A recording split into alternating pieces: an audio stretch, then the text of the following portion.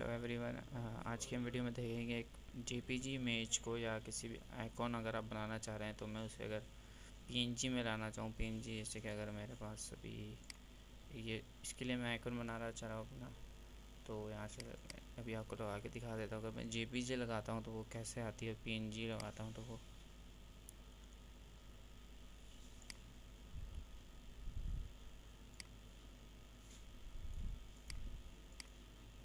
मैंने अभी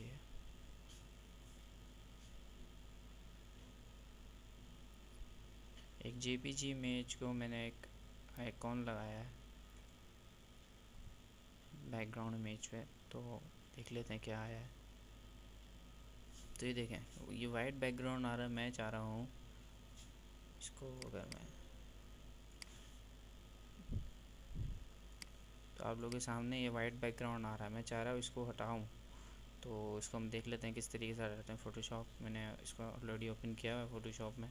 तो पहले मैं यहाँ बटन का साइज़ भी ले लेता हूँ। बटन का साइज़ हमारे पास है 230x333। मैं एक न्यू साइज़ बना रहा हूँ पिक्सल्स में। 230x300, resolution 300। ओके, सही है। इसको थोड़ा जूम कर लेते हैं। इसको कंट्रोल A, कंट्रोल C और कंट्रोल V और कंट्रोल T करके ट्रांसफॉर्म, इसका साइज़ थोड़ा छोटा कर लेते हैं। 1 मिनट बल्कि पहले हम इसको यहाँ से हम लेते हैं मैजिक टूल और इसको ऑल को सिलेक्ट करने के बाद कंट्रोल शिफ्ट आई, इससे वो उसकी सिलेक्शन उल्टी हो जाएगी। जैसे कि ये देखें, अभी ये बैकग्राउंड सेलेक्ट हुआ है वाइट वाला। अगर मैं कंट्रोल शिफ्ट आई करता हूँ तो इससे ऊपर वाली लेयर जो आपकी इमेज है वो सिलेक्ट हो जाएगी। तो इसमें कुछ चीज़ें जो कि सिलेक्ट नहीं हुई, मैं इनको भी सिलेक्ट कर लेता हूँ। सॉरी, मैं यहाँ से ये सिलेक्शन सब्ट्रैक्ट मैंने सेलेक्ट करा है, तो इसको मैं जो सिलेक्शन रह गई है मैंने उसको सेलेक्ट करवा लिया। ठीक है,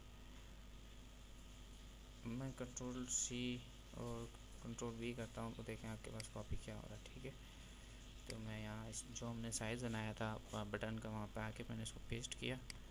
ठीक है, control T transform,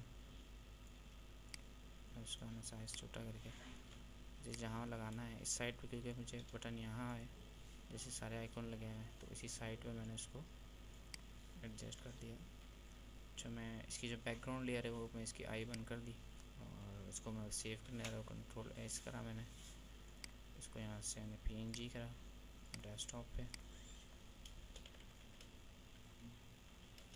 pieces icon के नाम से PNG का बना दी। अब मैं इसको दोबारा से करता हूँ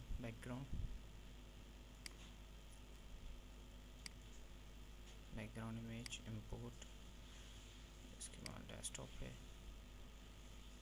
ये पीसीस आइकॉन। ओके,